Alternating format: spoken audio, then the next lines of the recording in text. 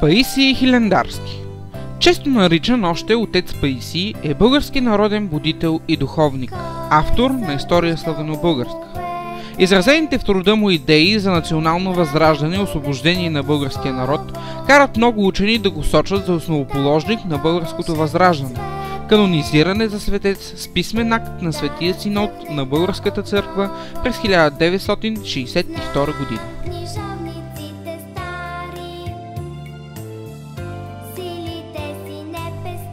Софроний Врачански.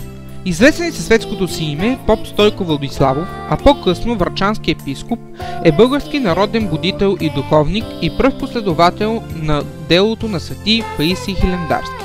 В началото на 19 век той е приеман от руското и румънското правителство за основен представител на българската общност. Автор е на сборника Неделник, първата печатна книга на новобългарски език. Канонизиран е за светец от Българската православна църква с писмен акт на патриарх Кирил през 1964 година.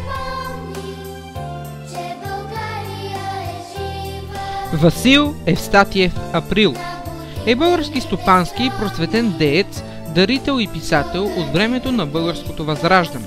През 1835 година открива в Габрово първото чисто българско взаимно училище, сегашната Априловска гимназия. Освен значителната парична и организационна помощ, която оказва на българското просветено движение, издава и няколко книги, с които дава насока на възрожденското училищно дело.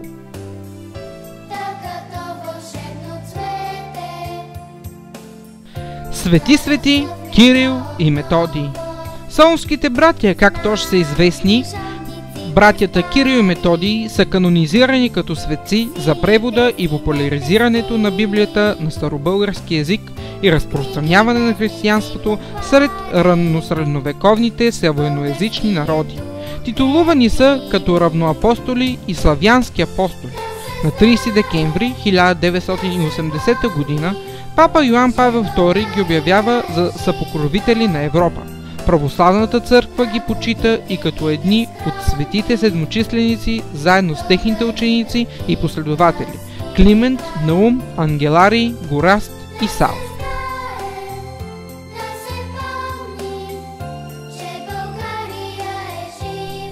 Любен Стойчев Каравелов е български поет, писател, енциклопедист, журналист, етнограф, национален герой, поборник за освобождението на България от османска власт.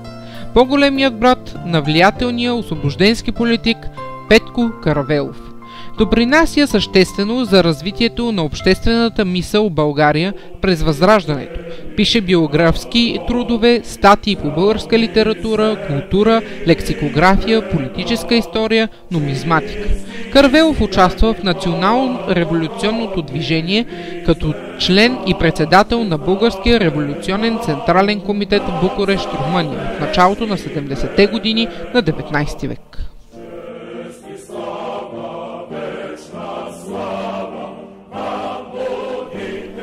Неофит Рилски е български монах, учител и художник. Една от водещите фигури в българското просветено движение през първата половина на 19 век, той е определен от известния българист Константин Иречек като патриарх на българските учители и книжовници. Обикновено се приема, че Неофит Рилски е роден през 1793 г. в Банско, но според други сведения това става през 1790 г. в село Баня, Разложко.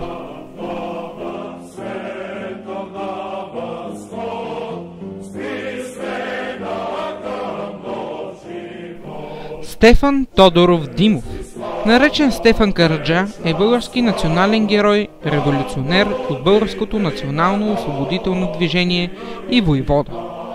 Интересно с неговото име е, че на Антарктическия полуостров връх Стефан Караджа е наименуван на революционера.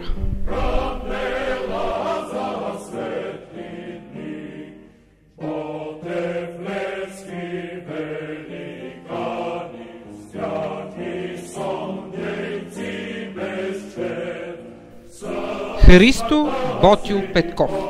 Според собствения му правопис, известен като Христо Ботев, е български национален герой, революционер, поет и публицист.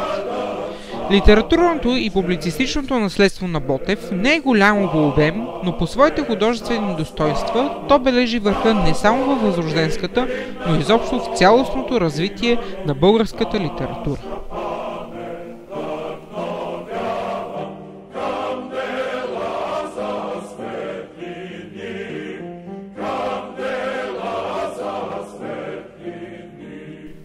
Васил Иванов Кунчев, известен като Васил Левски, е български национален герой. Той е идеолог и организатор на Българската национална революция, основател на вътрешната революционна организация. Известен е и като апостол на свободата заради организирането и разработването на революционна мрежа за освобождаване на България от османско владичество. Пътува по страната и създава частни революционни комитети, които да подготвят обща революция. Неговата мечта е чиста и свята република, в която всички да имат равни права, независимо от своята народност и вероизповедание. През 2007 година, чрез национално телевизионно допитване на БНТ, е избран на първо място в списъка на най-великите българи за всички времена.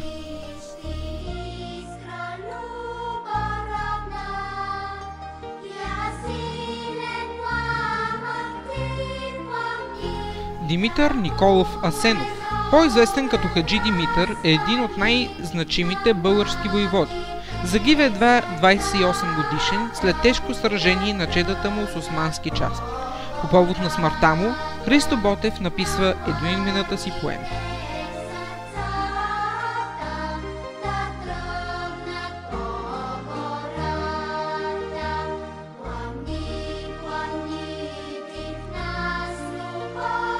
Иларион Макариополски е български православен духовник, един от водачите на църковно-националната борба.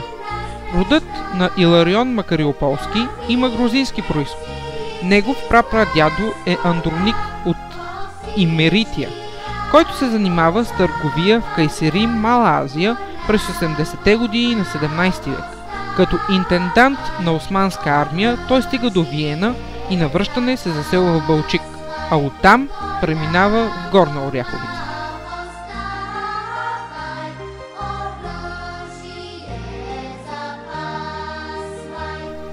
Георги Стойков Раковски, по рождение Съби Стойков Попович, е български революционер и възрожденец.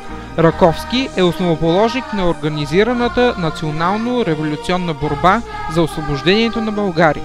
Революционер, демократ, публицист, журналист, историк и етнограф.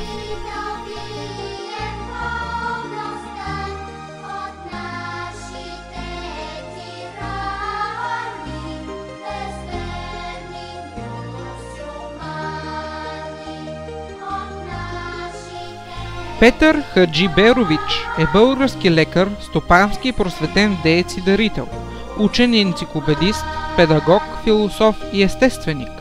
Автор на Рибния буквар 1824, първия български буквар.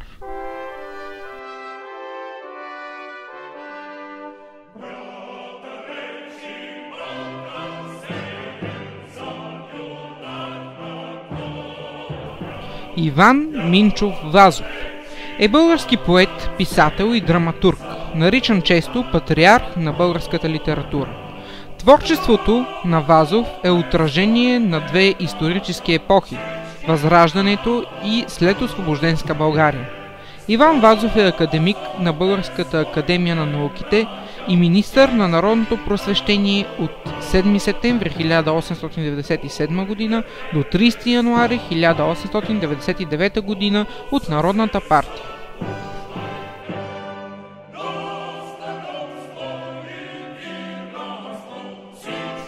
Георги Бенковски, или Гаврил Груев Хлътев е български революционер, основна фигура в организацията и ръководител на Априлското въстание в 1876 г. в 4-ти революционен окръг и като цяло.